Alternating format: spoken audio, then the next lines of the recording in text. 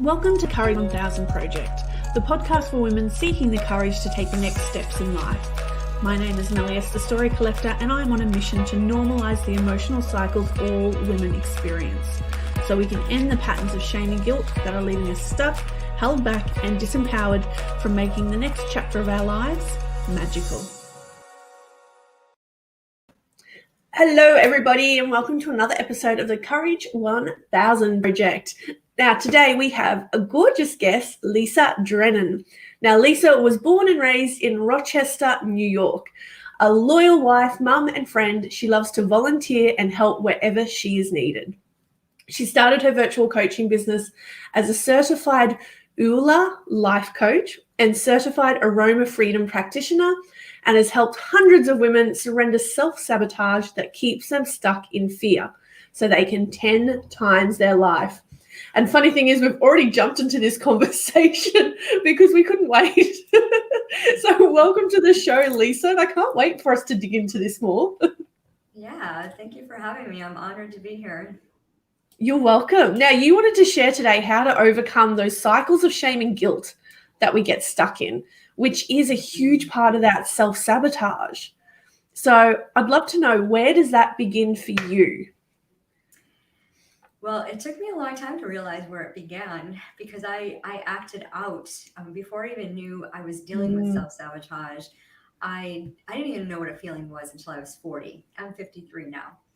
Yeah. I was molested when I was a child, probably as young as 2 to 7 years old. A family member molested me, and my parents were divorced, came from a very dysfunctional family. And I didn't realize that at a young age, you develop your feelings, your self-worth, your value.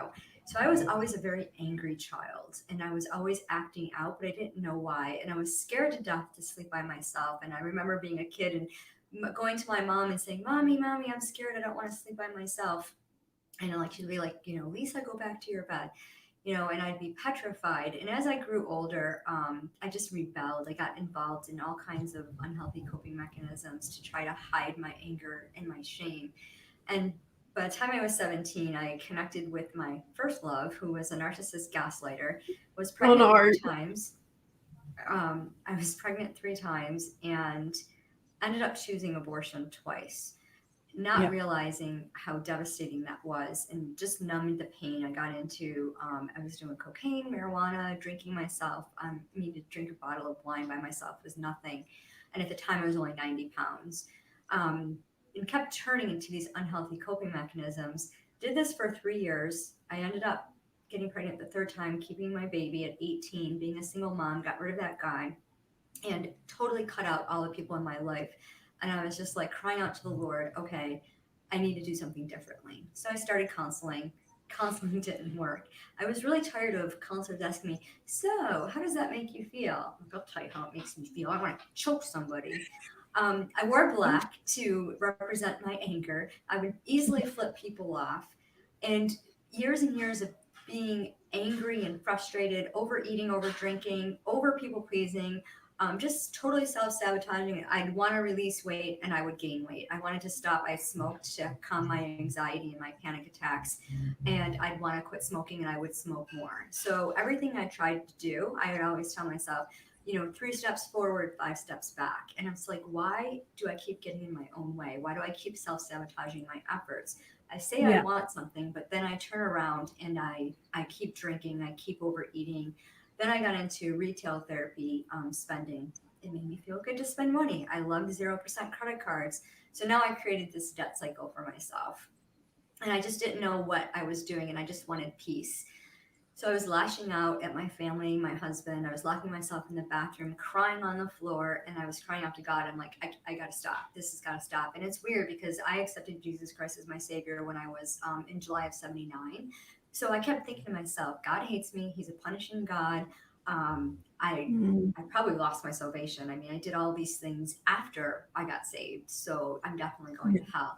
So I had this thought process of self-sabotage. So I figured if I people pleased and if I did all these good works, all these things for others, they wouldn't see how ugly I was in the inside. They wouldn't know my horrible secret that I swore I would never tell about having these 2 abortions. And that began my healing journey. In 2013, God gave me a book by Ann Volskamp, 1000 Gifts, Dare to Live Life Differently. And in there, she did a challenge, which I love challenges, where you write down 10 things that you're grateful for. But not only that, you had to write down 10 things and the reason why until you got to 1,000. It Well, changed that's my life. powerful. It was very powerful. It was my first pivot. And I love the beach. I'm a beach girl. I live in upstate New York where winter and sunshine are prominent. No sunshine, I should say. There's no Yeah. sunshine, hardly any sunshine here. And I was out walking my dogs one morning, and we had a bad snowstorm the night before, and there was snow everywhere, and I had to bundle all up. And I'm like, get the dogs all ready. And once they brought them back in, all these negative thoughts were going through my head. I'd have to like blow dry the snow off them. While I was walking down the street, I was reflecting on what I was going to be thankful for that day.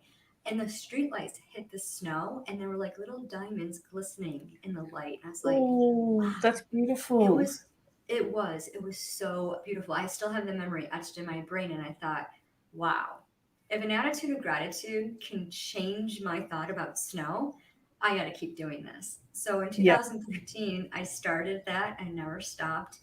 And each year from that point, God gave me something to help me change what I was doing, to help my self-sabotage turn into self-love. So I went to a one word focus. What did I want? I wanted peace.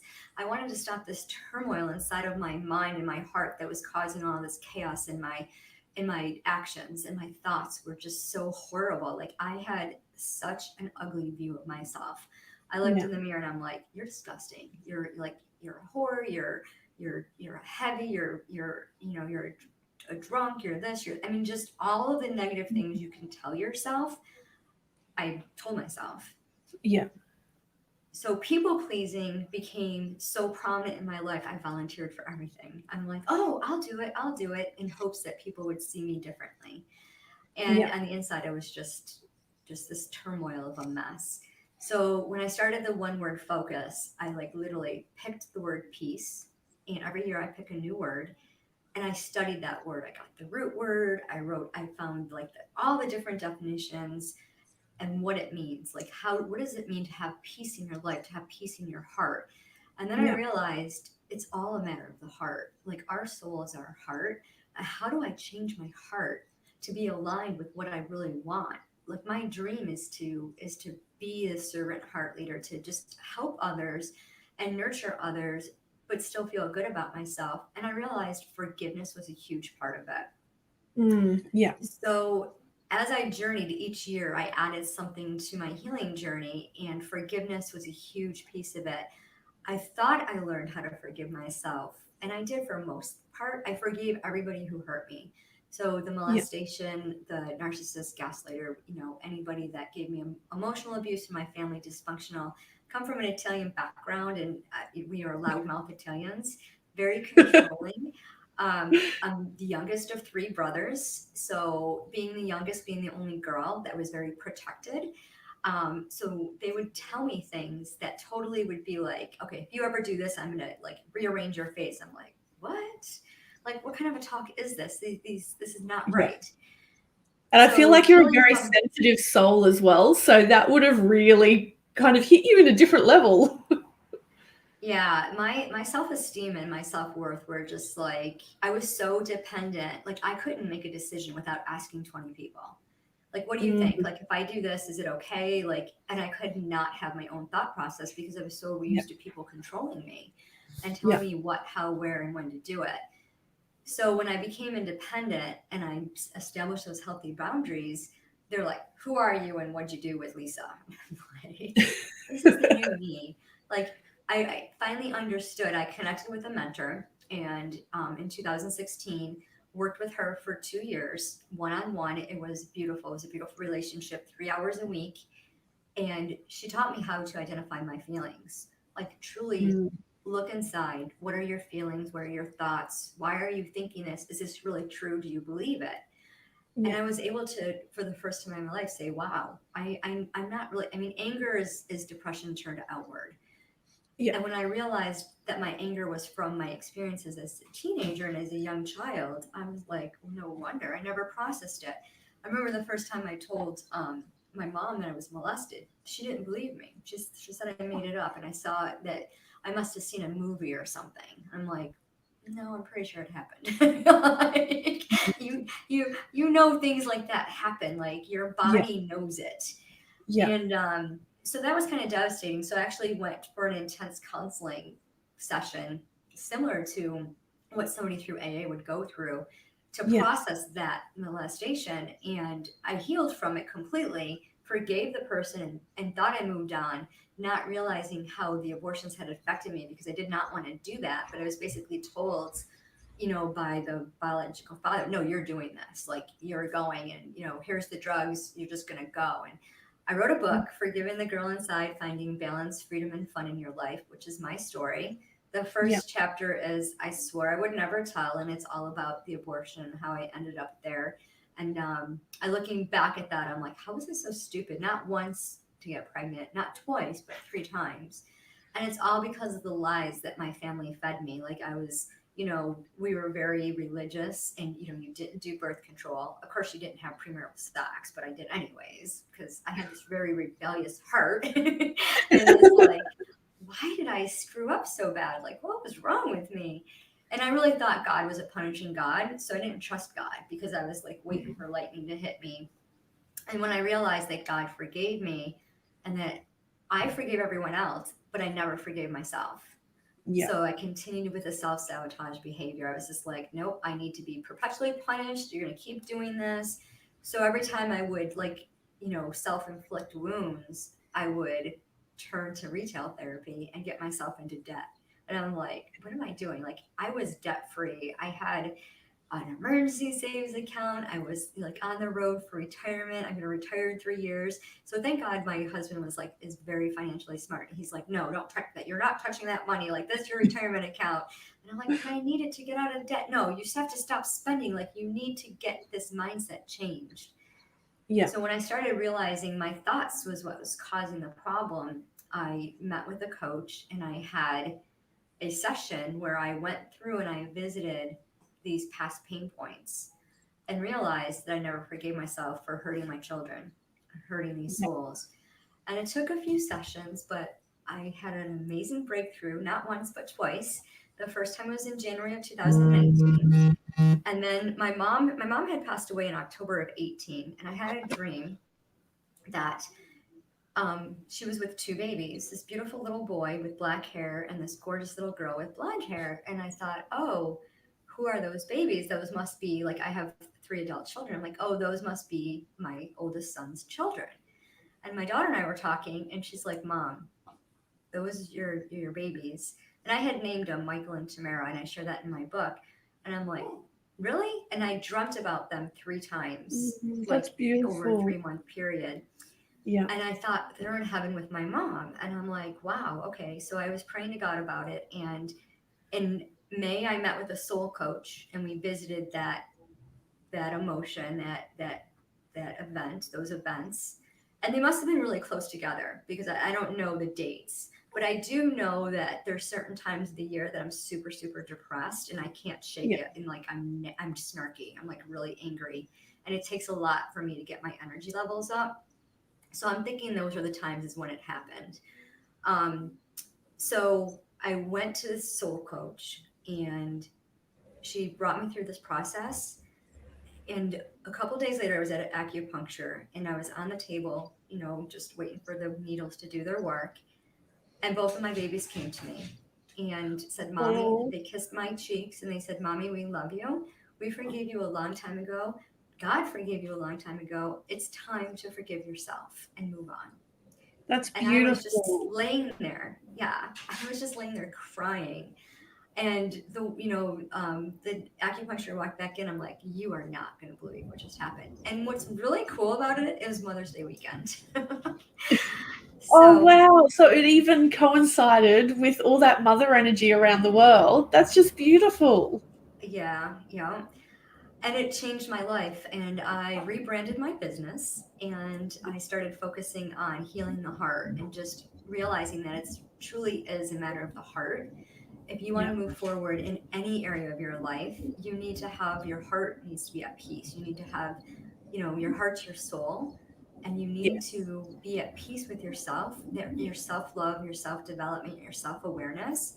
You need to be at peace and forgive yourself in order to give to others, whether you're doing entrepreneurship or you're working for somebody. It's such an important part of our journey. Yeah. And I love that you're so aware of everything you've been through, that you went through this huge period of validation, and that when you didn't get it, you rebelled. And to me, that's kind of our inner princess going, see me, you don't see me, then fine, I will lash out at the world. But at some point, we internalize that, and then we're lashing out at ourselves. And I love that you're so aware of that, and we're able to move into that next really self-mothering, where you saw yourself and went, okay, I need to forgive myself for my princess. She only did what she thought was right, but I'm wiser, I'm more mature. I don't have to follow those same patterns anymore. So I think that's beautiful. Yeah, it's an incredible journey. And for many, many years, I kept beating myself up, not knowing why, and Yeah. trying to hide the hurt and the shame and the guilt. And when I was able to identify it, I just wish I could have identified it so much sooner. Like it literally Yeah. took over 3 decades. Yeah. So now Hey, I our help journeys you. are our own. It takes as long as it's Why are meant you to so take. stupid? I just want to shake myself. So when I see my own clients doing that, I'm like, get out of your own way. Yeah. Don't go through what I went through. Don't wait for so many years. Oh, I hear you. Now, part of the Courage 1000 project is normalizing those emotional cycles that we go through. And you've explained them very, very beautifully. But I'd love to know, how have you used those emotional cycles to take control of your life now? Like, how does that play out for you? Yeah, it's a daily journey. It's a daily healing journey. I have to go through certain practices in the morning. So when I wake up in the morning, I just thank the Lord for the breath of life and ask how I can serve Him. And I go through a prayer journey, a meditation, and God and I have a board meeting Monday through Friday. So that's how I start off my day. And I assess myself, like when I get out of bed, like how do I feel? And if I'm snarky, if I'm feeling angry, like my mom used to tell me, you got up on the wrong side of the bed. I'll look at myself, and I'm into oil, so I use different oils to raise my energy levels. And I really just try to eat healthy because certain foods trigger my moods, Mm-hmm. and I know if I'm hungry, I will get really, really irritable. Yeah. Or You get if I'm hangry dwelling very on, quickly. yes, very quickly. And or if I'm thirsty, same thing will happen if I'm thirsty because my Yeah. body's missing something and my body cries out. My body is very vocal, and I had a Mm, lot of pain. And it's funny because I have to have surgery on August 4th, and my pain is actually manageable because I do this self-assessment every morning, and I'm like, okay, how am I going to take care of myself today? And what am I going to avoid to not trigger emotional, physical pain? So yeah. it's really worked. And once in a while I might miss it because I woke up late, and I know if I miss it, I have a bad day. And I catch myself like, why am I having a bad day? Okay, let's reverse. Let's go back and start again. And Yeah. I literally have to tell myself, and I write out my feelings, and I'll cross out the negative and put the positive just to get my mind processed. Yeah. But the biggest thing for me is I started at nighttime because I was having a hard time sleeping. I Mm, started doing my gratitude journal at night and writing down my wins. And that was yeah. a game changer for me to have a good night's sleep, to go to bed on a positive to note. And when I wake up, because our brains can't occupy negative and positive thoughts at the same time. So every time I receive a thought, I captivate it and I'm like, okay, is this true? Why am I thinking this? Who told me? Is it something I believe? And how does it apply to my life? And when I look at it that way, it doesn't. I tell everyone, if thoughts were a person and came knocking on your door, would you let them in? And by stopping just for a few seconds and asking yourself that before you receive your thoughts, you completely change your projection. However you see things changes. The results, the end result changes just because Yeah. you didn't accept something. And I have a person in my family that totally tears me down, does not support me. On a regular basis, I get emotionally abused, and Mm, I stop and I'm like, okay. And it's just one of those, there's boundaries, but yeah. they keep getting crossed, and I have to keep reestablishing it because this person just doesn't get it. Yeah. And I'm like, okay, I'm not going to fall into the victim triangle. We're just going to, is it true what they're saying? No, it's not true. I am a child of God. I am loved. I know my worth. I know my value. Yeah. And if you don't support me, that's your gig. I'm sorry. It doesn't affect me at all. I don't need you to support me. I just really want you to stop abusing me. So I love it. I love it. You have mentioned the 5 ways that I've pinpointed as well that women cycle through. So we've got that first part, the princess, that need for self-validation, that need to be seen and heard. Then you're stepping into the mothering, where you forgive yourself and you're having gratitude for yourself as well. Then you're stepping into that angry phase where you start determining your boundaries and you're like, oh, hang on a second, that doesn't resonate. I need to put a block here. And then you're moving into this self-worth, going, I am worthy of having that block there. I'm allowed to have that block. And then you step into this beautiful phase where you just get on with your life. So I love that you can acknowledge and you can see that that's happening for you as well. I think that's beautiful. I love how you just placed that way. I never thought of it that way. It took me a while to find it that way. Yeah, but it's beautiful. I have to remember those steps and put them on my big Post-it note, because that is a great visual to help you go through the process and say, okay, like this is where I'm at and this is where I want to be. Yeah. And I think as part of normalizing it, if we know that we're in this phase right now, it doesn't feel the best, but this is what comes next. It's almost like you've got something to aim for. And then it helps you to move forward because you don't get stuck in the heaviness of whatever stage you're at that point in time. Yeah, absolutely.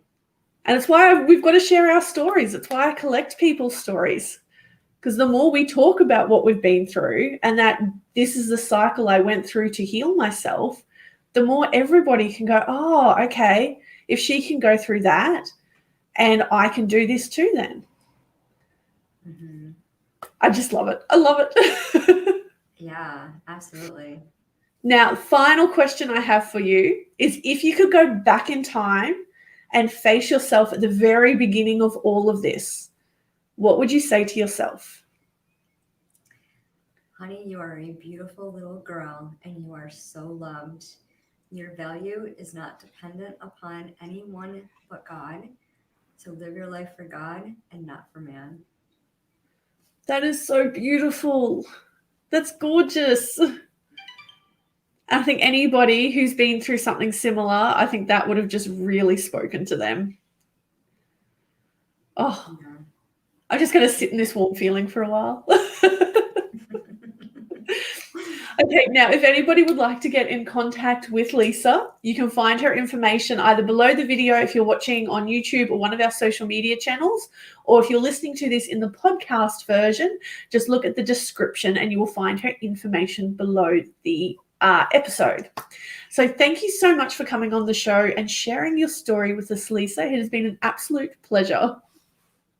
Well, thank you so much for having me. I really am honored to be here, and you're a fantastic host. It was really a pleasure talking to you. Thank you. Very comfortable.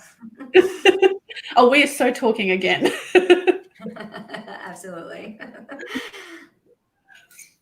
Now, join us again next week as we continue collecting stories from women all over the world who have found the courage to take those next steps in life, so you can find the inspiration to do the same.